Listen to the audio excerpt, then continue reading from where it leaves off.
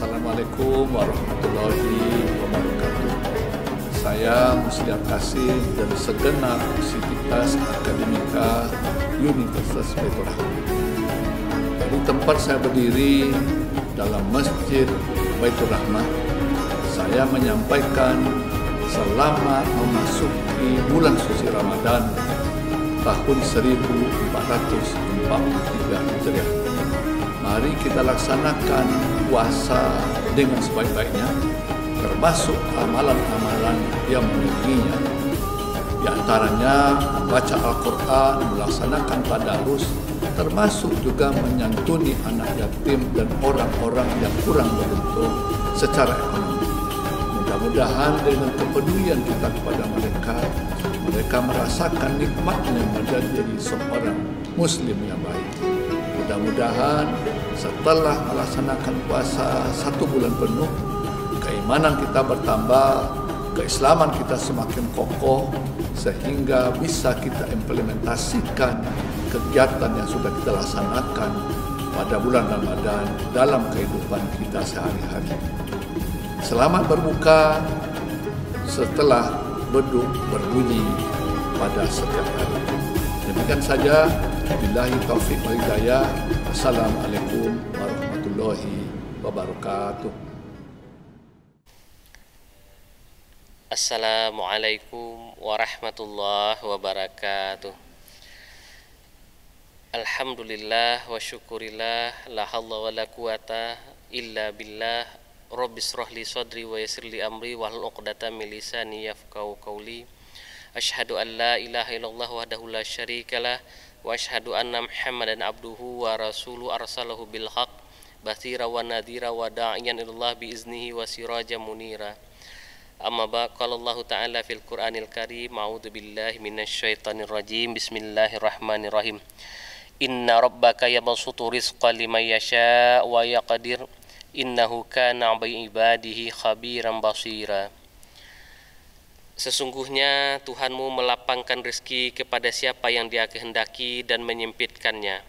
Sesungguhnya Dia maha mengetahui lagi maha melihat akan hamba-hambanya. Alhamdulillah, sore hari ini Allah mencurahkan rahmat dan kasih sayangnya kepada kita semua. Kita sudah memasuki sepertiga dari Ramadan yang kedua. Alhamdulillah, dalam keadaan sehat walafiat, dengan rahmat dan kasih sayang Allah tentunya. Salawat dan salam kepada Nabi besar Muhammad sallallahu alaihi wasallam. Allahumma shalli ala sayyidina Muhammad wa ala alihi wa man tabi'ahum bi ihsani ila yaumiddin. Sebagai seorang mukmin, kita yakini syafaat akan kita peroleh dengan seringnya kita bersalawat kepada beliau. Bahkan syafaat lain dan manfaat lain dari salawat itu luar biasa dahsyatnya. Rasulullah sampai memberikan stigma kikir bagi orang yang enggan bersalawat kepada beliau, terlebih ketika nama beliau disebutkan. Soimin dan soimat yang dirahmati Allah, sejenak sebelum beduk maghrib tanda berbuka datang, marilah kita bertadarus mempelajari apa yang terkandung di dalam Al-Quran yang kita jadikan pedoman hidup. Lalu kita jadikan Al-Quran itu sebagai pengayom kehidupan kita yang memang Allah sudah siapkan bagi kita sebagai bekal ketika pembaca Al-Quran atau pembaca Al-Quran yang utama itu tidak ada lagi, yaitu ketika Rasulullah sudah wafat dan beliaulah dari manusia yang paling memahami maksud Al-Quran.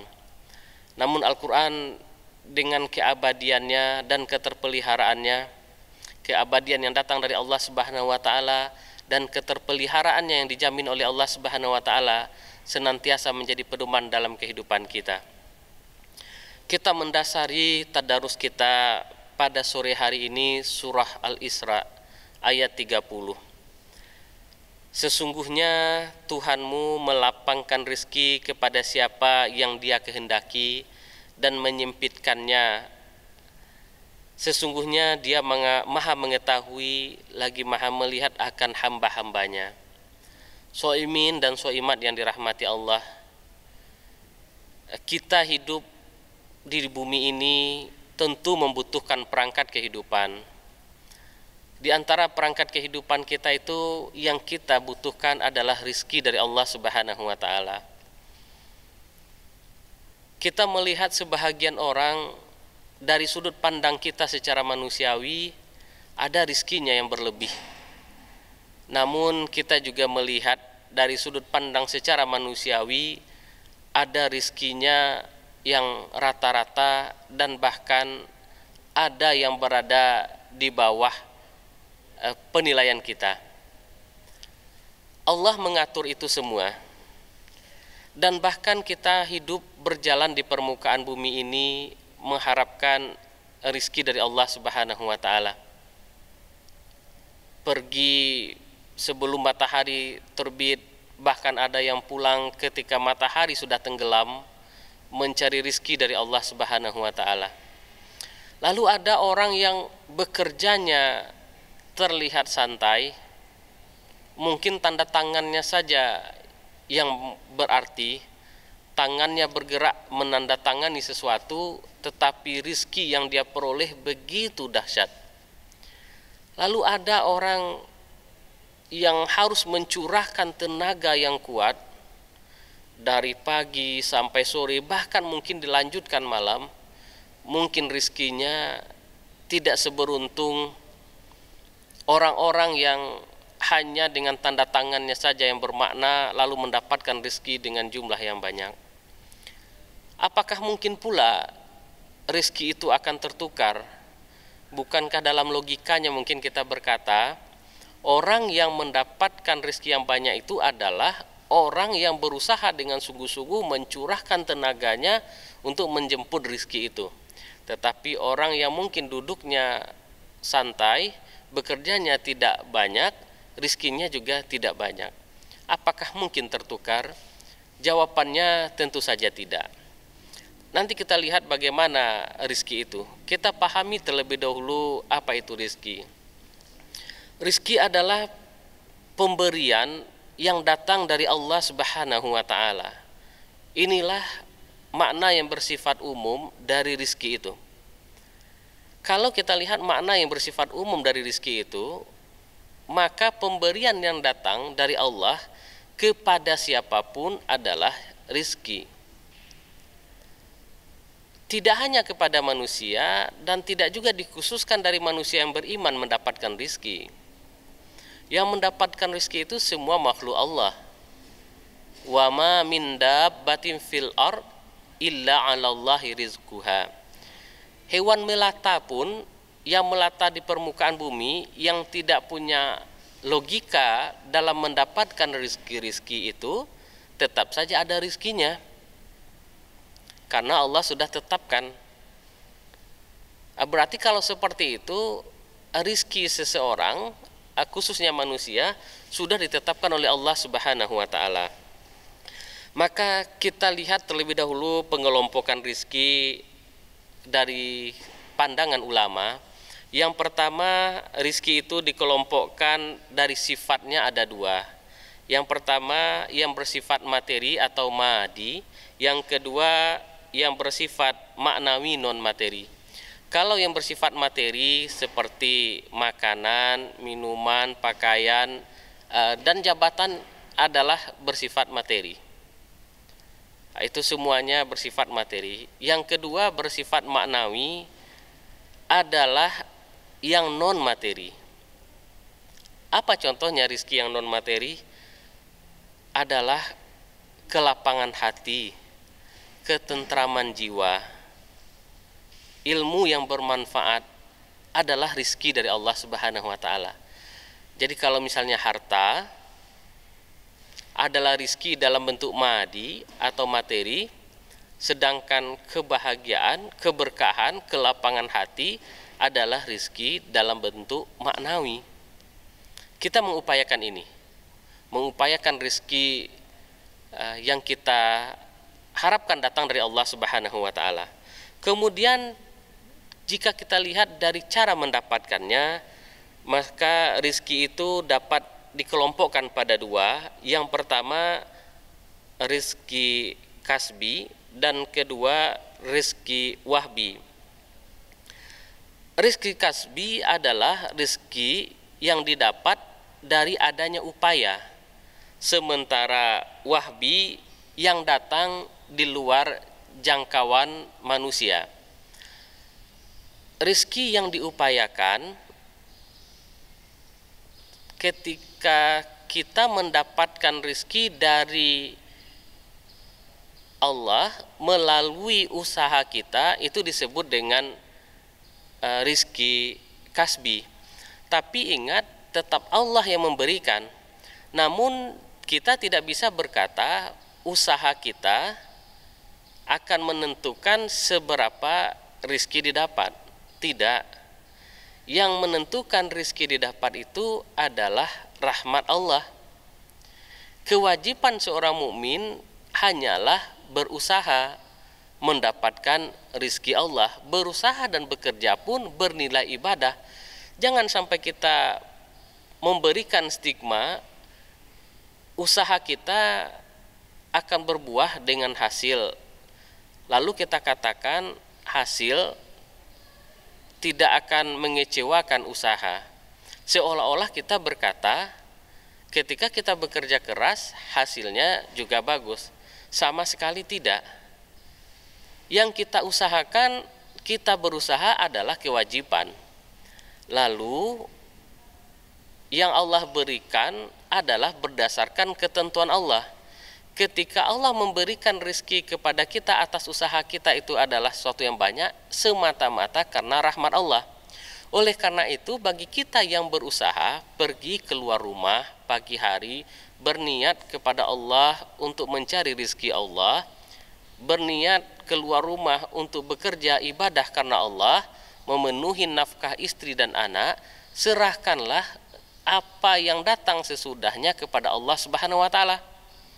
Tidak perlu kita berkata saya melakukan ini nanti saya akan dapat ini dan bisa dipastikan dapat ini.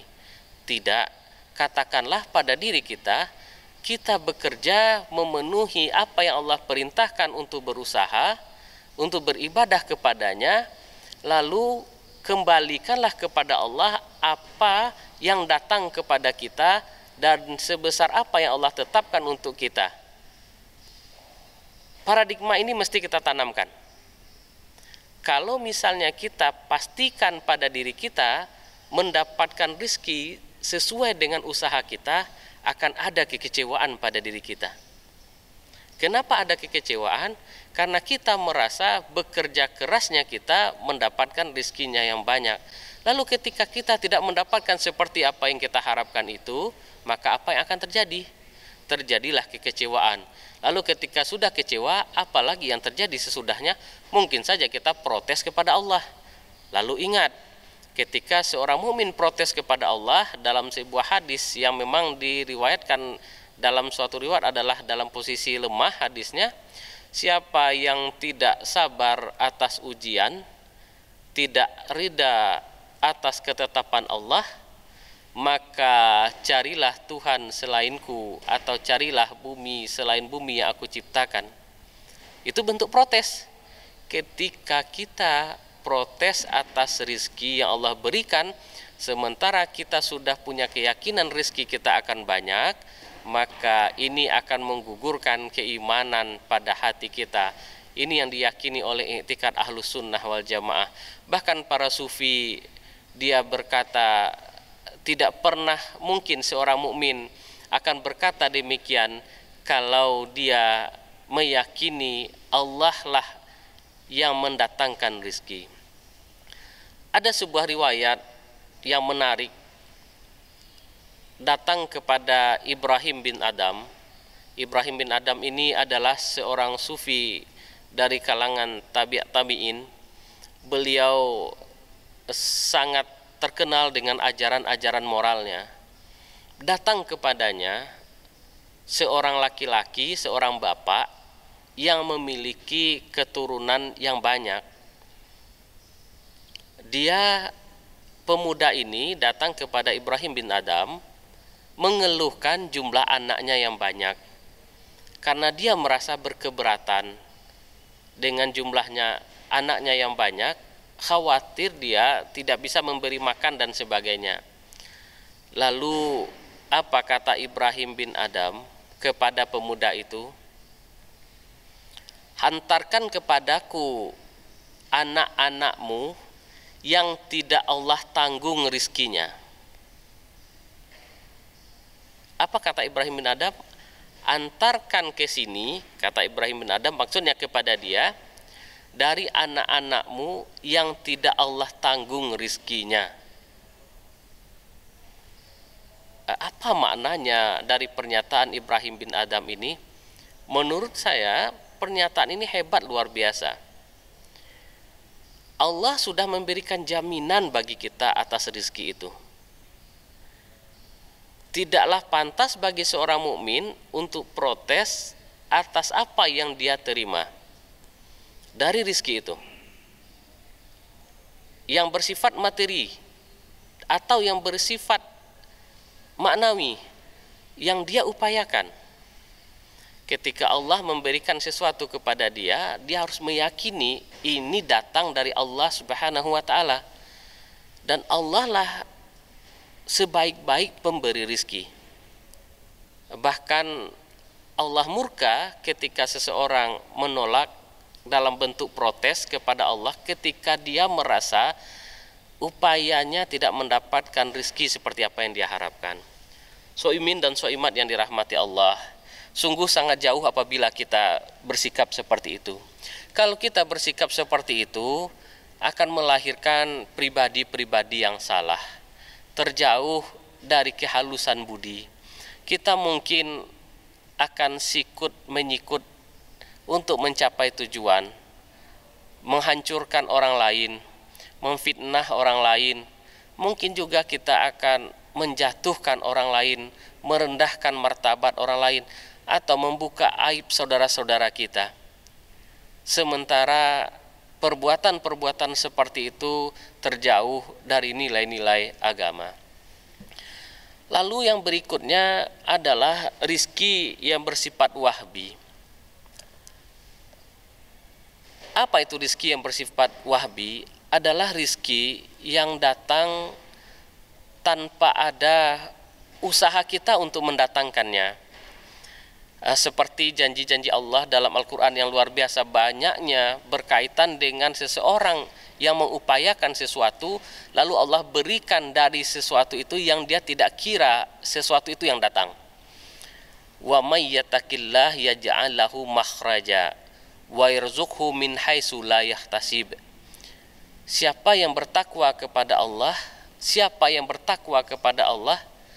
akan Allah berikan baginya jalan-jalan keluar atas semua persoalan-persoalannya, dan bahkan rizki yang dia berikan kepada kita dari jalan-jalan yang kita tidak sangka-sangka.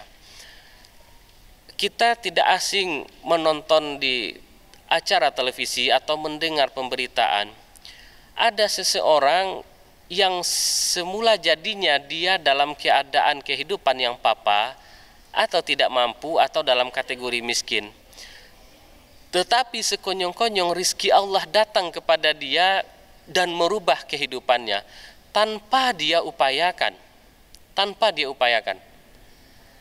Inilah yang mesti kita yakini juga sebagai seorang mukmin, bahwasanya kita tidak pernah tahu rizki kita melalui pintu apa. Namun kewajiban kita sebagai seorang mukmin adalah mengupayakan. Mengupayakan itu pun tidak memberikan jaminan kita akan mendapatkan rezeki yang banyak. Tetapi mengupayakan itu akan hanya memberikan jaminan kita akan mendapatkan pahala dari Allah kalau kita berniat ikhlas kepada Allah dari usaha kita itu. Lalu rizki kita serahkanlah saja kepada Allah Subhanahu wa ta'ala. Biarlah skenario Allah untuk kita yang terbaik. Meskipun kita sebagai seorang mukmin selain berusaha juga mengangkatkan tangan, menundukkan hati dan pikiran, berdoa kepada Allah Subhanahu wa taala untuk kelapangan rizki. Lalu apa di antara jalan-jalan untuk melapangkan rizki? Banyak Allah berikan isyarat, baik melalui Al-Quran atau lisan Rasulullah yang berkata. Salah satunya adalah sholat duha. Kenapa duha? Karena diajarkan kepada kita sesudah sholat duha itu membacakan sebuah doa yang luar biasa kuatnya. Jika ada rizkiku di langit, turunkanlah. Jika ada di bumi, keluarkanlah ya Allah. Jika dia itu jauh, dekatkanlah. Jika dia sulit, mudahkanlah. Jika dia haram, halalkanlah. Diajarkan kita doa itu. Sebagai seorang mukmin yang keyakinannya kokoh kepada Allah, tentu dia mengimani bahwasanya Allah lah pemberi rizki, Allah lah Ar-Razak, pemberi rizki. Dialah sebaik-baik pemberi rizki. Sebagai seorang mukmin, kewajiban kita berusaha. Kewajiban kita berusaha. Kewajiban kita berusaha. Di samping itu, jangan lupakan doa atas usaha kita itu. Biarkanlah Allah menentukan apa yang terbaik bagi kita sesudah itu. Berserah dirilah kepada Allah. Berserah dirilah kepada Allah. Usaha kita maksimalkan, doa kita optimalkan, berserah dirilah kepada Allah sesudah itu. Semoga Allah Subhanahu wa taala merahmati kita dengan usaha dan doa kita. Demikian sajalah tadarus kita pada sore hari ini. Mohon maaf sekiranya ada kealfaan dan kekeliruan. Kita berserah diri kepada Allah Subhanahu wa taala.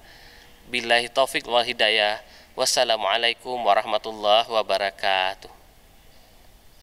Penerimaan mahasiswa baru Universitas Baitur Rahmah, S1 dan Profesi Dokter Umum, S1 dan Profesi Dokter Gigi, S1 Manajemen dan Kewirausahaan, S1 Kesehatan Masyarakat, D3 Kebidanan, D3 Radiologi, D4 Keperawatan Anestesiologi, S1 Administrasi Rumah Sakit, S1 Farmasi Klinis, dan D3 Akademi Keperawatan Baitur Rahmah.